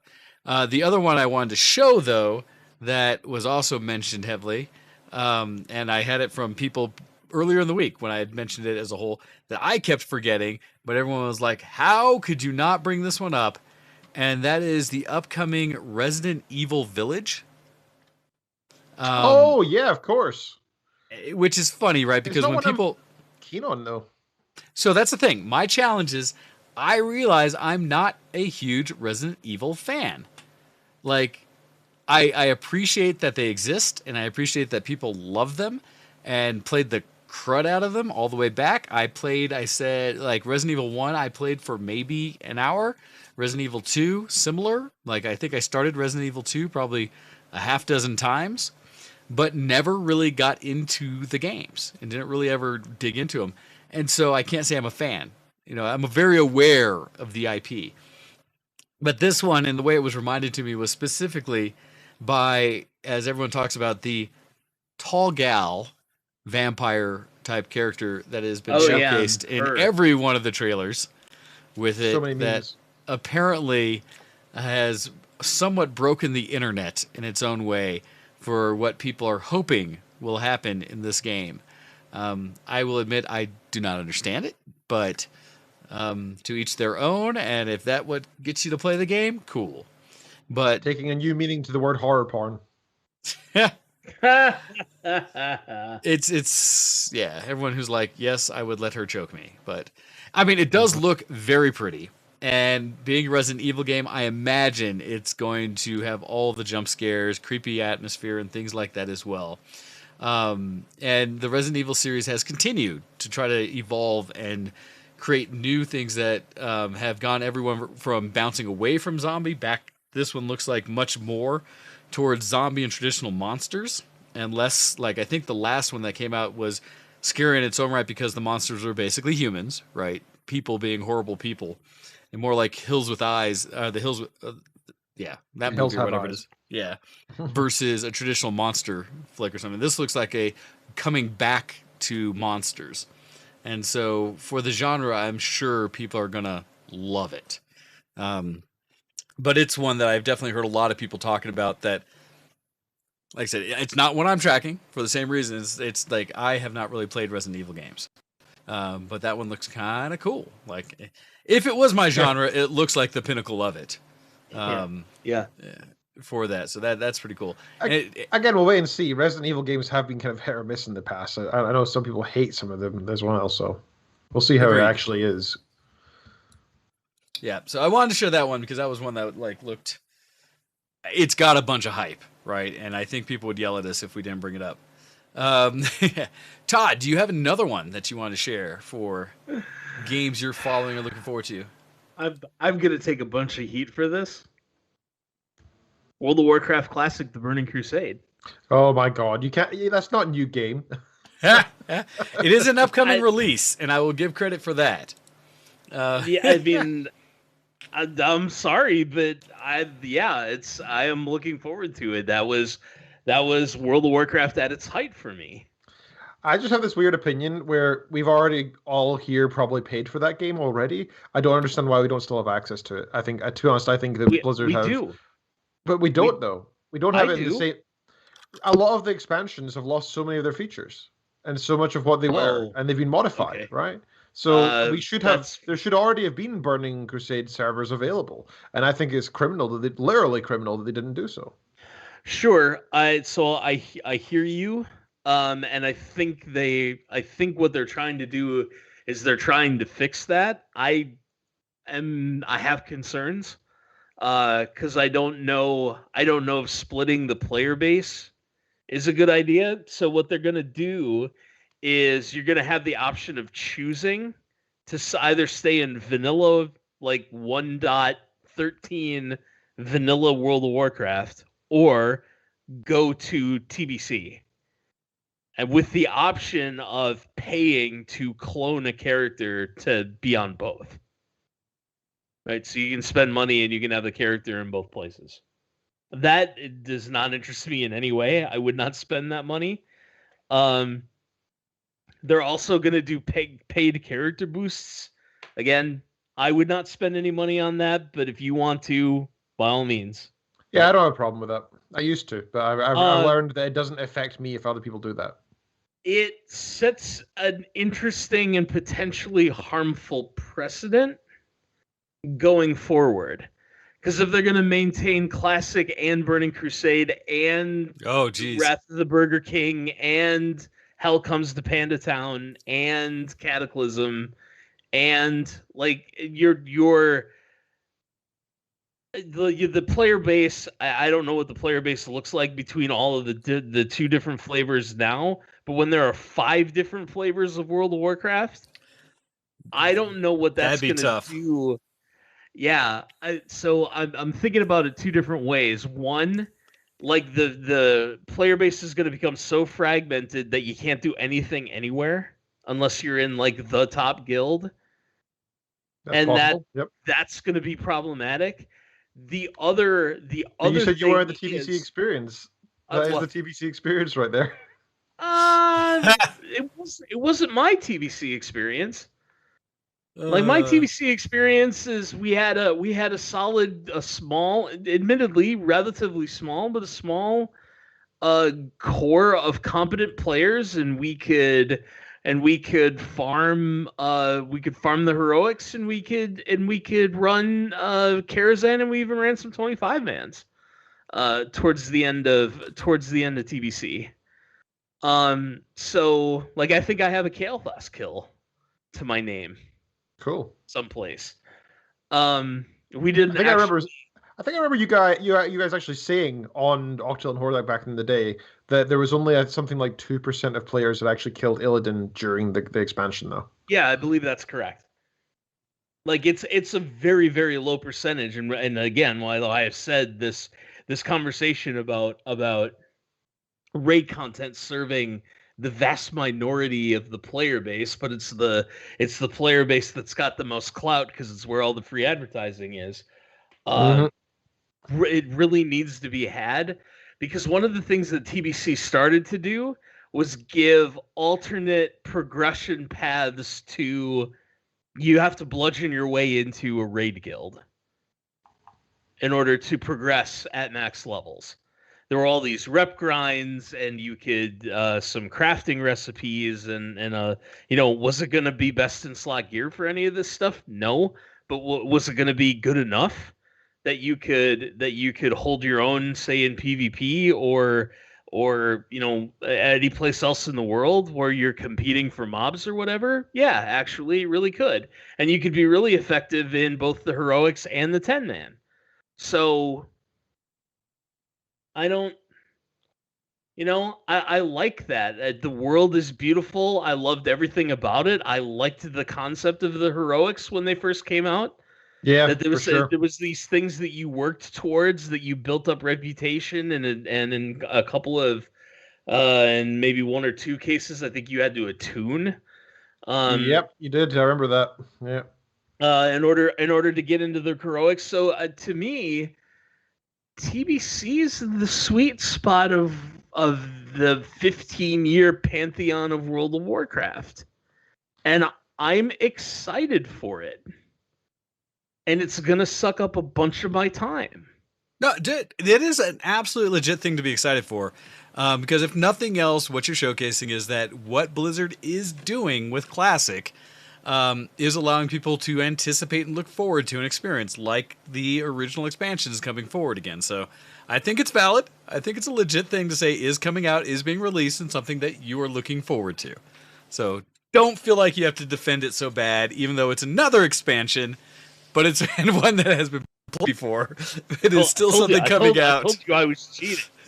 Like I said, it's still something coming out, and so I still think it's legit. I guess I owe you guys an explanation as to why at some point, but we can talk about that at the end. Hey, I still think that's cool. I think it's cool. All right. Well, I have another one that I will pass on for people. And this is another one that I kind of found through the magic of looking at trailers. I used to watch trailers all the darn time, get excited for it, and then I fell off for a minute. And this is another one that we'll see how it goes, because this is a PlayStation game. And so, of course, if it's only going to be on PlayStation, I don't care. But the gameplay of it, the world of it looks interesting. And I feel like I'm trying to identify for myself if there's not a certain genre that I'm gravitating towards at the moment, or the ones that I'm finding looking forward to. But this one's called Returnal. And all I know of it is the actual trailer of it. But it's one that it looks super pretty. And it has an element that of exploration and mystery to it, yet a bit of sci-fi. In that the main character is exploring worlds, and in the storytelling of it, talks about going to the same location in a different either time or status, where it's like, wait, I recognize where I'm at, but it looks completely new versus old and decrepit kind of thing. But it just looks like this massive world of exploration and new experiences. And I think that's something that I keep leaning on for what is exciting to me about the games I'm seeing. And in a way, especially because most of the games I looked at, other than I think there was a addition or add-on to a 40K title or something for a first-person shooter, most of the ones I looked at I don't think are traditional FPSs, even though I usually love FPSs. But I don't know. I don't know if it's just the environment and how big and fun it looks. But I like that it's kind of combination of exploration, like I would think, not kind of the puzzling of a Tomb Raider, but the kind of the big new environments, as well as kind of just the real pretty sci-fi look of it that I'm looking at. Like, that looks fun. So that's another one that I'm just it just hit my radar. I'm basically saving for me the one that I actually like most care about, but I'm most anticipating. And it's another one that, like I said, I had not heard about, but as I'm seeing, I was like, I think I'd play that. And that's probably my gauge. It's like I look at the trailers, like there are a lot of trailers I looked at, and I was like, nope, don't care, like do not. And then that one I saw, I was like, this is now interesting to me. All right. Mm-hmm. Ken, what's another game that you have on the list? So this one's not. It's confirmed, but there's no trailer, no leaks or anything about it, other than the fact that it is confirmed, and that's BioShock 4. And the reason I chose to bring this one up, so this was I believe originally not really announced, but confirmed in December 2019 that they're working on it, and the name of the studio has been released. But that's it. There's nothing else about this available information wise. Okay. Which is crazy, right? You'd think there'd be a lot more. But this is quite a unknown entity as to what it's going to be, what kind of gameplay where it's going to be. I mean, the previous BioShocks have been rather varied, other than the fact that there's always a city, there's always a man, and there's always a lighthouse, as they say in BioShock Infinite. It's the BioShock games have left an impression on I think anybody who's played them, and even those who haven't, because they've really shaken the ground of what gaming is. I brought it up just recently, and I forget what it was, who I was talking to, but it was a term or something came up, and minor, I don't know, spoiler or not, but someone just used the term of, like, I heard it in my head as the "would you kindly." Yes. And that alone just threw me into the idea of BioShock, where I was like, man, that twist both hit me like well done and pissed me off. Oh yeah, at the same time. That was revolutionary storytelling right there. That was fantastic. That was such a good twist. For anybody who isn't aware, I don't know how you couldn't be, but here's the spoiler. In the first BioShock, you are, for whatever reason, you're doing a bunch of stuff from this guy across the radio who's telling you what to do. And you keep doing what he says. And it's like, he keeps giving you good reasons, like, oh, you're taking down a big bad guy, he's in control of the city, he's really bad, right? And you go and do it, and you're killing like loads of people, as you do in every video game. And you don't really think much of it. And then you get towards the end of the game, and you're about to kill this guy, Andrew Ryan, and you're raising a golf club to do it. And he says, did you ever notice the guy who's been talking to you over the radio always says, would you kindly? That's because you're not actually a free man. You're a slave. You're a puppet. You're nothing more than that. And he said, let me prove it to you. Would you kindly kill me with that golf club? And then you just start beating the crap out of him with it. That's how that goes. Because then you can flash back to every time in the game that somebody says, would you kindly?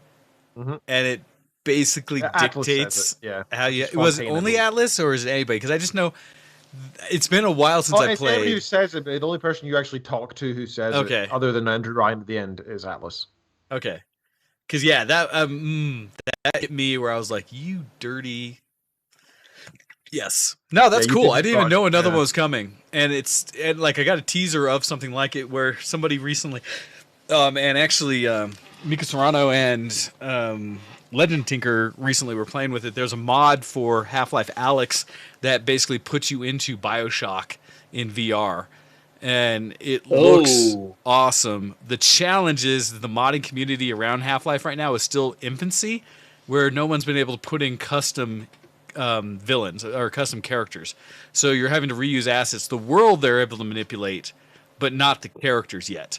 And so it's BioShock, but then you're still fighting Combine and zombies and stuff, but the world looks awesome. And so I was just like, man, and they show the way it plays, and I was like, BioShock in VR would hurt me, because the game already has so much atmosphere. So much atmosphere, including the most recent BioShock as well, which we just finished playing 3 nights ago, which is BioShock Infinite. Fantastic. I still haven't played that one either. In fact, I never beat 2. I own them all, like so many games. You don't need to complete two. Two's fine, but it was a bit of a blip. If you play Infinite, it's well worth it. The ending is a little bit weird, but still, and well, I need to see it because it's just such a departure, but still in the vein of how the world works. It's got color and light, and so I do need to experience it. But anyhow, I'm not saying otherwise. I'm just saying that Infinite should probably take your precedence because I appreciate that. No, I appreciate it because I've held off on Infinite thinking I should play 2 first. So I do appreciate that. Odd. Do you have another title that you are looking forward to? I'll give you one from the Mistress of Giggles. Ooh. Dragon Age 4. Oh yeah. Hey, okay. That's it's on. Not coming out until probably early 2022. Based on information that came from there was a shareholder meeting or something, saying that it was gonna drop after the end of fiscal year, at the end of fiscal year 2021. Yeah, here it is. Fiscal yearly earnings call for EA's quarter 2 2020. Chief Operating and Financial Officer said Dragon Age 4 will probably release after the studio's fiscal year of 2022. So April 2022 at the earliest. Oh, wow. That we're going to see the follow-up to Dragon Age Inquisition. But it's Dragon Age. I understand why people like Inquisition. I think Inquisition with a better control scheme, or a control scheme that I would like better, e.g. PC Master Race, Yeah. would be really fantastic. Well, Dragon Age Origins was really made for Origins, of course. I'm playing. Was made for PC. Like, it's hard to play on anything else. I don't know if you can, but I wouldn't want to try, because you're controlling multiple characters. You're deciding where they're going to go. It's more strategic and less in the moment combat. Yeah. I know in Dragon Age 2 they went more combat heavy, kind of like the transition from D&D from D&D 4 to 5. They went from, they just made the combat much simpler. But they made that one of the main focuses, and I don't think that's necessarily a good thing. I quite enjoyed the RPG elements and the strategizing behind it. Sure. So one of the things about Inquisition, and again, this is coming secondhand because I talked a little bit about this with the Mistress of Giggles this afternoon, is that depending on difficulty level for Inquisition, you are really reliant on this more strategy-focused gameplay. So if you play the game on the hardest difficulty levels, then it really is a sort of strategic micromanagement of character resources rather than an action RPG. I can just let my companions do what they do, and I'm in this party of characters, but it's really about me just blowing stuff up. So I played some of Inquisition and very quickly realized that it was so big that I was either going to have to dedicate everything to it or nothing, and ended up choosing nothing. That's a reasonable decision to make. Yeah, I mean, it looks good. The Mistress of Giggles loves it. I mean, she's played through multiple times on multiple different characters and done everything on one of them that you can do. So she started another playthrough today, and I think that's probably what she's going to be obsessed with through the early part of the summer, at least until we can put a PlayStation 5 in her hands. Good luck. No, and this is also why, like I said, I appreciate all of you guys like sharing in the chat with it to see some of the other ones coming out, as well as in general the like talking about hopefully emailing in and such, because I can only follow so many games, and the ones that I'm gonna gravitate towards are the ones that I like, right? Or the ones that I've played in the past, whatever. When I see it, it's gonna be like, oh, look at that. So hearing from others, and even then, it's going to be the platforms we use as well. Yep. And so it's gonna matter, right? It's gonna matter specifically about like what it is about this game that makes it interesting. So we'll miss some. I have stopped watching hype of any type. And I can tell you why I've done that. I will miss things because I'm not watching trailers. Like, I hadn't heard of any of the games. Well, I've heard of Far Cry. I did not know there was another Far Cry game coming out. I know that the Mass Effect games are getting a redo, right? Or an HD remaster. Yep. Legendary edition. A Yeah. legendary edition, whatever you want to call it. That's awesome. I'm happy about that. But not watching this stuff, I have no expectations for any of it. I was going to say, I actually appreciate that, and I know what you mean. And the one I will highlight that hopefully, I'm curious, Todd, your thought on it, is because I did the same thing essentially with Cyberpunk. That's Cyberpunk, what I was going to bring up. Yep, I figured that'd be the one because Cyberpunk 2077, I actually got asked this very recently, maybe yesterday by the guy who was building PC or something, because I have opinions, that I remember seeing the trailer and going like, awesome. And my big thing was, and I was telling this story exactly, it was, as the trailer was playing, I was like, this is either Shadowrun or Cyberpunk, because you're playing this futuristic high thing, and if I see an orc or a goblin with a gun, it's Shadowrun. If not, it's Cyberpunk, right? And when it finished, I was like, it's Cyberpunk. And I will play this because it's Cyberpunk and I love the world. And then I basically didn't pay attention to anything after that. And saw a little bit about it supports RTX and can look very pretty. And I was like, sweet, because I scored a card. And then I played it, and I really liked it. And I still need to go back and finish it. But I really like it. And I did 2 full playthroughs, and I did the thing that I never do, where I played through an ending and then went back and said, I don't like that ending, so I'm going to play through different. Oh, wow. I'm going to play through different. Spoiler alert. Like, I've done 3 of the endings over 2 characters. Oh, nice. And I don't know if there are others, because I just tend to make the early decisions the same way. So, like, I get to a certain point down the path, and I know the path splits, and then gotcha. So I don't know if there are other splits behind. Yeah, I haven't looked at how many there are as a whole, and I have no idea what the endings are on it yet. So it's funny that we brought up Cyberpunk, because that's actually on my list of games I'm looking forward to, and that's because I'm a PlayStation owner, so looking forward to that. So you're waiting till you have like a PS5 or such, because don't play it on PS4 because that'd be dumb. In a way it makes sense. In a way also it makes sense because like Legend Tinker just started playing it like a week ago or so on console, I think. Were they playing? No, they're playing PC. And they started after patch 1.2, which got rid of a lot of bugs up to that point, right? Not just that patch, but all the patches up to it. It's a fairly significant patch. And I was like, yeah, I started playing at get-go. I was very fortunate. Minimal, like, actual bugs and such that I've experienced, but I've heard horrendous things. So it's one of those things, it's one of those games you can actually wait a bit. And because it's not a multiplayer game, you can play it solo and have just as much fun, which is really cool. Yep.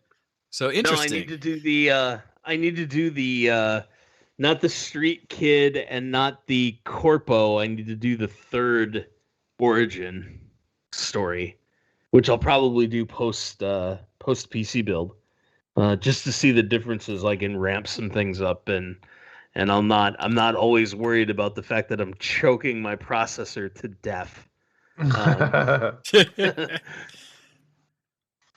Yeah, exactly. Yeah, but that's the thing, right? I did not understand where any of the outrage for Cyberpunk 2077 was coming from. Other than old console. Trailer, the Mistress of Giggles told me about it. She's like, "Hey, there's a Cyberpunk game. You're probably going to like it."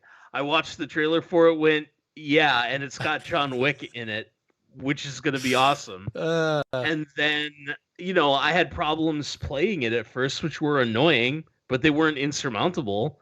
Once we figured out that workaround, like, I played fine for 2 full playthroughs. It was just like, yeah, this is exactly what I was hoping for. Nice. This hit every single itch for me. And here's the other thing. And we're drifting, I guess, a little off topic, but I am also not one of those purposely exploit in a game. Meaning? Well, so there was this area in Cyberpunk. I saw a video of this on YouTube, and it's like, Cyberpunk's totally broken. So there's this area that you can go to that's this beach area that has really, really high mob density. Okay. And is not of enemies that are not particularly powerful.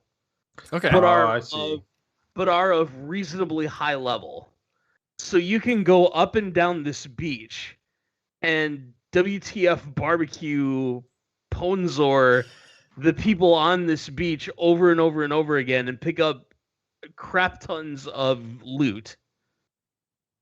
And then turn around and either sell that loot or decompose that loot or whatever with that loot. Maybe even get upgrades from that loot. And it like totally invalidates the progression path in the game, right? Gotcha. I'm not one of those people who goes looking for those things. So I would have never found it had I not known about it. I didn't use it, but I would have never found it had I not known about it from this video. Like, there was no reason for me to be on this beach. There was no reason for me to try and kill these people. Like, so I just left them alone.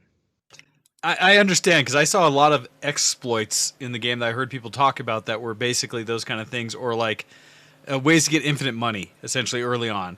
Where it's like, you do this, you recycle these items, and you can just rinse and repeat, and within this much time, you can have 1 million credits, right? And I was like, that's not my goal of the game. And why would I do that? Did you ever need 1 million credits? I don't, but I'm also not trying to collect every car, right? I don't know. I don't know why you would need it. I just play the game. But I'm weird like that. I don't know why. I don't know why you would try and collect every car. I don't either. Like I said, I don't know. For me, it was never an issue. All right.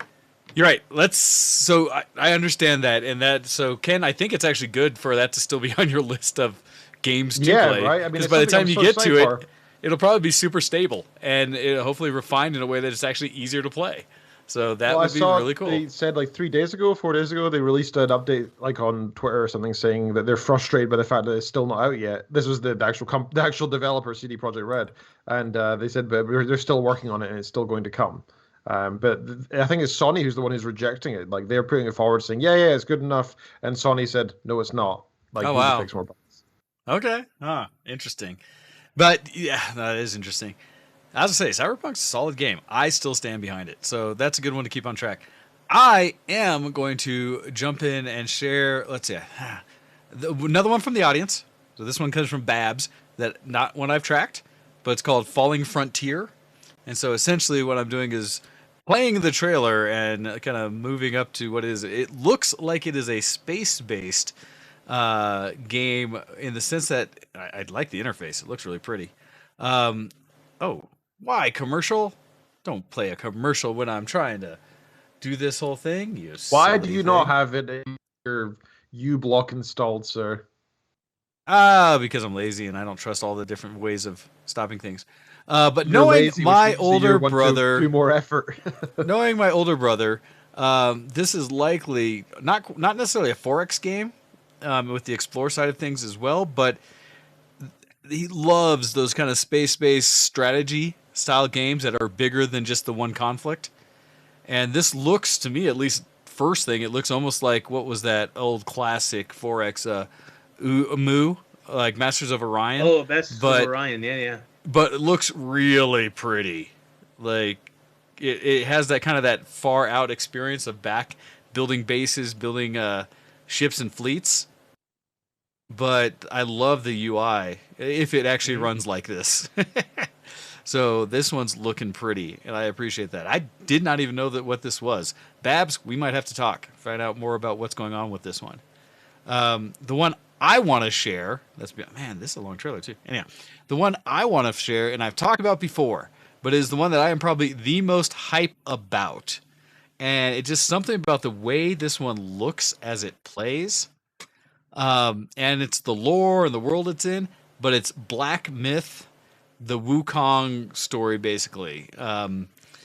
And I have talked about this since the trailer first hit, and this is the most recent one that came out this month or last month, and it just hits for me all the things of kind of like a God of War style fighting mechanic, but instead of it being the Greek gods and stuff, this is all into like the Chinese lore and the whole Journey to the West environment, right? And so this has the Asian theme of it. And what really checks the box for me, outside of what looks like some pretty solid gameplay, graphically, this is one of those few games I've been watching that makes me take pause every once in a while watching the trailer from it and thinking, but you can't do that in games yet. How is this? Okay. How is this a video game, right? Because, like, I can tell, but at the same time, it looks like there's certain moments with the graphics, with they're heavily using fur effects because most of the creatures in it are some kind of creature, some kind of not straight humanoid. So they're not all hairless apes.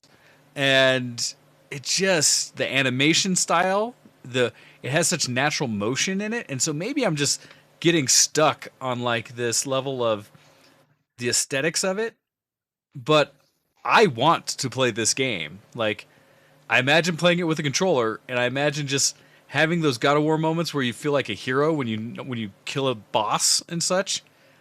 And yeah, this is giving me pretty serious Souls vibes. God.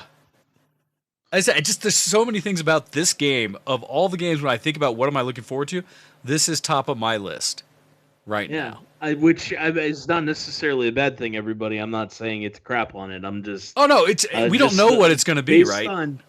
Yeah, right. Based on what I'm seeing from the trailer, like, this has got a bunch of Souls stuff with maybe some Monster Hunter style blowing up of limbs and stuff. Yes, and let alone also... to go along. and like the character that's coming on right now, like... Epic mode Splinter fight. But it just looks cool. Oh Lord, he's huge. Yeah, see. But this game has been tickling a wants bad for me. And I don't know if it's stuck on console or not, but the animation style, and there's other videos out there. The first one that was showcased was this big battle against essentially like a werewolf-looking creature. And the various mechanics that one boss shows in that fight just blow me away. It's multiple aspects, and it shows some of like the weaponry against where your character is able to use like fire, and the way fire propagates and gets on the fur. And so I was just like, oh man, you guys are hurting me with how bad I now want this. I can tell you from my perspective, the best case scenario for that game would be that it's Chinese Ghost of Tsushima. Well, and I get some of those feels too, right? Because it's in the lore, it has a little bit of atmosphere to it where it's not just all bright and fun and cell shaded or something. It has some weight to it, I guess, is one of the things I like. You know, I think when you have epic big fights and stuff like that, you should feel the weightiness of it, that a thing hits with a blow, all the things that Godzilla vs. King Kong didn't have. And it's just like, and I feel like this one really provides. Sorry, I had to throw that in there. I was just getting a thought recently of people saying like, oh, that movie was fun. I was like, yeah, it's not terrible. It's not great. Anyhow. But yeah, that one is like top of my list. And as we're getting to the top of the show here, though, or the end of the show, I want to make sure you guys each have an opportunity. If there's one other game out there that you're just like, this one needs to happen, and I am saving hard drive space on my system or whatever for it, this is your opportunity to put it out there for everyone else. So, Ken, is there one that's just above all else, or even if you've already mentioned, just to reiterate, that you're like... I've got can I just do a best of what I haven't mentioned yet? Yeah, drop a few. So I had Stray, but Todd mentioned that. Vampire the Masquerade Bloodlines 2. I hadn't played the first one because it's so old, and I only learned about it this year. But the the new one's coming out, and that interests me because I thought it looks really cool, and the first one had such great reviews. I'm interested in seeing that as well. Valheim is a game that's in beta right now. It's kind of, you can play it now. Yeah. Yep. I'm more interested in waiting until it's fully finished because it looks a bit weird to me. I tried playing it and I wasn't a big fan. Okay. I actually got a refund on it. And the only other one I haven't mentioned yet is because you also did Mass Effect Legendary Edition. That was one of mine as well. Is Dying Light 2. Oh yeah. I was going to bring that up, but I looked at when the first trailer was for Dying Light 2, and it was like it was like how many years ago? It's been a few years. And I was like... It's supposed to come out this year, though. Okay. I know it was COVID push, but I was like, is it still relevant? Anyhow. But no, Dying Light 1 is surprisingly gorgeous, and so Dying Light 2 should be awesome. Should be. All right. Any more on yours, Ken, before we give Todd the final out? That's everything from me. Thank you. Todd! I told you I am totally cheating. I don't have anything else I'm looking at. No, that's good. Well, hey, but you caught us the ones that you care about, and that's what matters. Yeah, I mean that's the rest of my time for the rest of this year is spoken for. As far as what excuse me, as far as what I'm going to be up to, like I'm going to be running U4 campaigns, and I'm going to be in the World of Warcraft. So hey, I love it. I love it because I mean, in the same stray. I've been jumping more into VR, and like I didn't even talk about any VR games because I still feel like that's kind of niche for a lot of people. Because there are VR games I am looking forward to, and slowly expanding the experience. There's a lot of VR hardware I'm looking forward to. But we are all playing what we play, and that nice thing I really enjoy about us here on our dynamic of the show is that all of us have our own game interests that somewhat cross, but do not fully blend. And can represent our genres, separately. So never feel bad about the games you're going to be playing, where you're going to be spending your time. That's awesome. All right. We are going to get out of here. I am probably going to be able to jump into the Discord for a minute after this to catch up with those of the Ionis ilk and such who I think rested his creative juices this week since we didn't get any emails in. I don't blame him. I couldn't follow up last week's thing either. I don't know how he follows himself. Yeah. But with that, we'll let Ken out for the week, and hopefully you guys have enjoyed telling us about or listening to some of the games that we're looking forward to. And I absolutely open up the opportunity for you guys to share with us some of the others. We will revisit through the emails and let others know some of the games that you're looking forward to if we might have missed them. So, Ken, would you do us the honors? Of Take course. us home.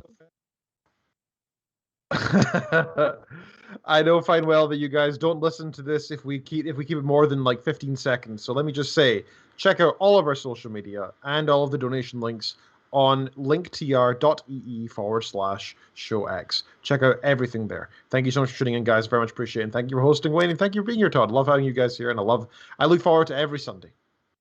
Me too. As do we. With that, everybody, we're out of here. We very much appreciate you being here. Please share all the shows and that we're out here with all your friends. We want to see you in the future and bring others with you.